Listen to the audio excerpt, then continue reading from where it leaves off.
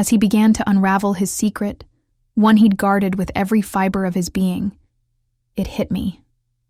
All these years, all those moments, I had been blind.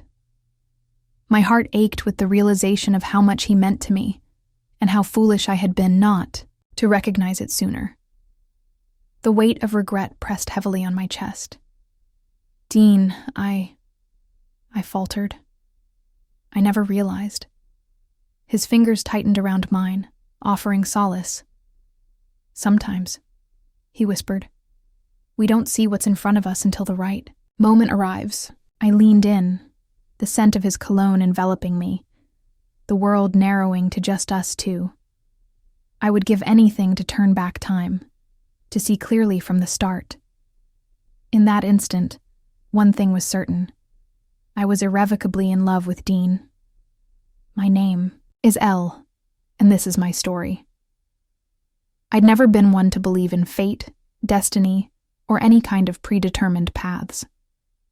Life, in my view, was a series of choices, each one leading to another in an endless cycle. It was during a summer trip to New Orleans with college friends. We had stumbled upon an old hidden shop, the kind that smelled of incense and mystery. It was run by an elderly woman named Madame Laveau, who claimed to be a descendant of the famous voodoo queen of the same name. You, she pointed at me, her long, bony finger adorned with several rings. You have a question in your heart. Intrigued, and partially to entertain my friends, I sat down opposite her. She spread out a deck of tarot cards and began flipping them one by one. The room was filled with an eerie silence, save for the soft whispers of the cards as they revealed their secrets. You will find happiness, Madame Laveau began, her voice a raspy whisper, but only with a man with eyes as deep as the ocean. I looked at her in confusion. What does that mean?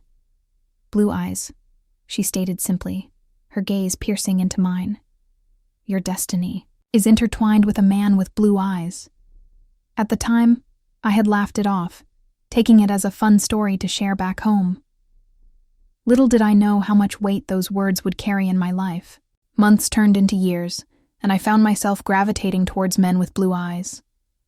It wasn't a conscious choice, not really, but somewhere in the back of my mind, Madame Lavau's prediction lingered.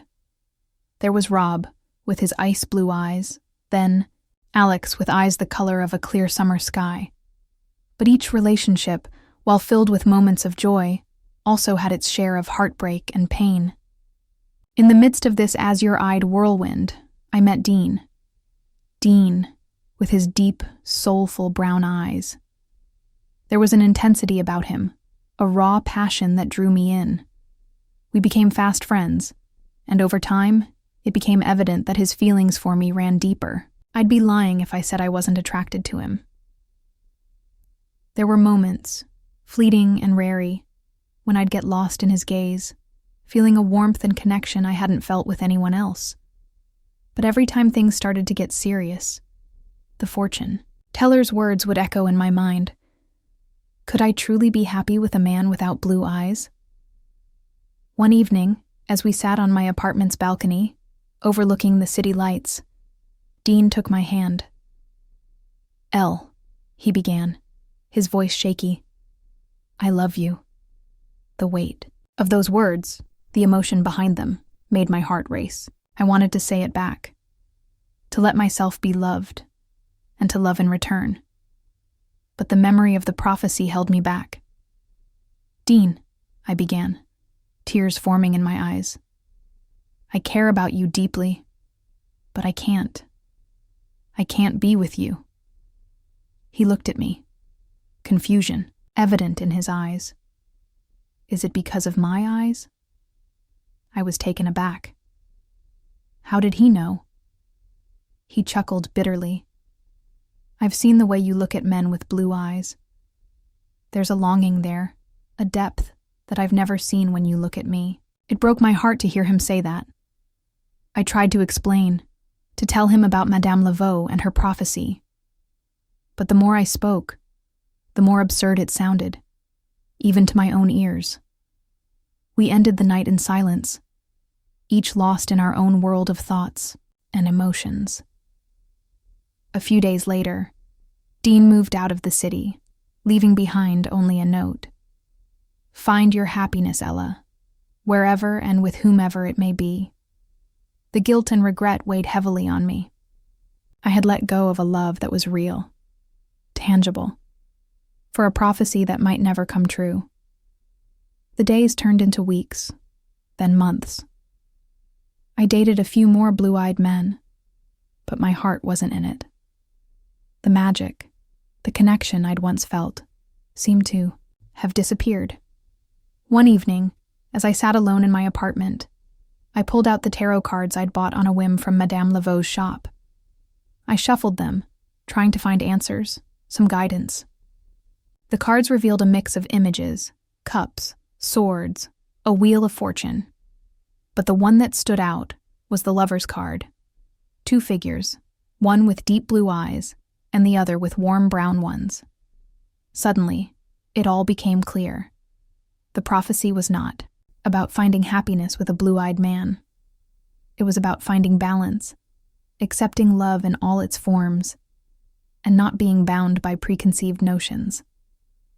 With newfound determination, I decided to track down Dean, to apologize, to tell him how I truly felt. I didn't know if he'd take me back, but I knew I had to try. As I embarked on this new journey, one thing was clear. True love wasn't about the color of one's eyes. It was about the depth of one's soul. And I was ready to dive deep, to find my happiness wherever it may be. Time, they say, heals all wounds. And with the turning of seasons, the past became a mere speck in the distance. New York, with its fast-paced life and never-ending chaos, helped me move on. I continued to meet people, often drawn to those with blue eyes, the shadow of Madame Laveau's prediction, always looming in the background. It had been a few years since my last encounter with Dean. In my daily life, he was almost forgotten. Yet deep down, a part of me still yearned for those stolen moments, those whispered conversations, and those long walks along the river. My dating life was a series of short-lived romances, none of which ever reached the depth and connection I once shared with Dean. But life went on. With each passing day, I became more engrossed in my work, my friends, and my life in the city. It was on one such busy day as I rushed through Central Park that I saw him again. Dean, standing by the famous Bow Bridge, deep in conversation with a friend. The urge to walk past, unnoticed, was strong. But something stopped me in my tracks. His eyes. They were blue. The same deep, vivid blue that had once captivated me. Confused, I approached him, my heart racing. "Dean?" He looked up, startled, and then broke into a smile. "Ellie, it's been so long." There was warmth in his voice, but something was different. The connection, the spark that had once existed, seemed to have faded. I couldn't help but ask, "Your eyes, weren't they?" Dean laughed, a hint of embarrassment in his voice. "I wore colored lenses. I always hated the color of my eyes, thought they made me look plain. But recently, I've started to embrace my natural self. The revelation was shocking. The man I had loved, the man whose eyes had once haunted my dreams, had been hiding his true self all along. Suddenly, memories flooded back. Our first meeting, the intensity of his gaze, the moments when our souls seemed to connect. And then, the realization that perhaps I'd never really known him at all. Before I could process my thoughts, a voice interrupted us. "Babe, who's this?" A young woman with striking green eyes approached, her arms slipping around Dean's. The intimacy between them was evident, and it didn't take long for me to piece together the puzzle. "This is Elle, an old friend," Dean introduced, his voice neutral. "Nice to meet you," she replied with a courteous nod, her eyes never leaving mine. The unspoken challenge was clear. The awkwardness was palpable.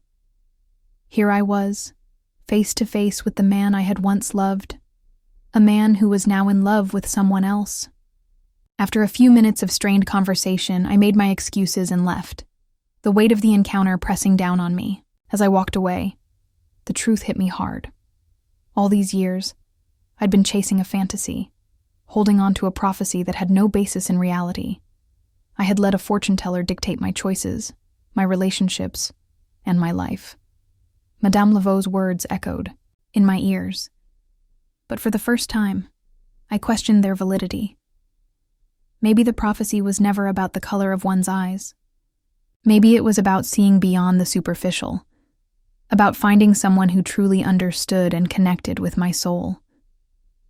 With newfound clarity, I decided to let go of the past, to move forward, and to trust my heart. After all, it was the only compass I needed. The days turned into weeks and then months. With each passing day, the weight of the past lifted, replaced by a sense of peace and contentment. I began to see the world with fresh eyes, to appreciate the beauty in the mundane, and to cherish the connections that were genuine and deep. Life was no longer about chasing a prophecy or finding the perfect blue-eyed man. It was about living in the moment, about embracing the present, and about finding happiness within. And as I stood on the balcony of my apartment, overlooking the city lights, a smile played on my lips. The journey had been long and arduous, but it had led me to where I was meant to be. The city, with its hustle and bustle, its highs and lows, was a reflection of life itself. And as I looked out into the vast expanse, one thing was clear. True happiness didn't lie in predictions or prophecies. It lay in trusting oneself, in following one's heart, and in finding joy in the little moments that made life worth living. And with that thought, I stepped into the future, my heart light and my soul free, ready to embrace whatever life had in store.